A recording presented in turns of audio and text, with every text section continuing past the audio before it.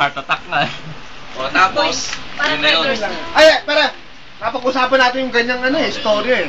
Ano naman? Parang, Ano nangyari dun? kasi, Nadisgrasya. hindi, unggoy kasi. Ninervyos siya. Kasi may bumaril. Ang namatay doon, yung ibon. Kaya lang may bumaril, nahulog ngayon yung unggoy. Hindi, ganito eh.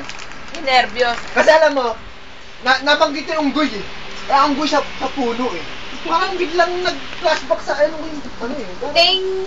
Parang biglang, ting! Pero may question mark sa akin yun. Ngayon, ito naman tanong ko. Medyo mahirap to pero sana abot ng kakayahan nyo ha. Ay pa. Ano pinagkaiba ng mansanas sa kulangot? Ayan. Madali-dali lang yan. Ang ina mo. Madali-dali lang yan. Ito, sagot.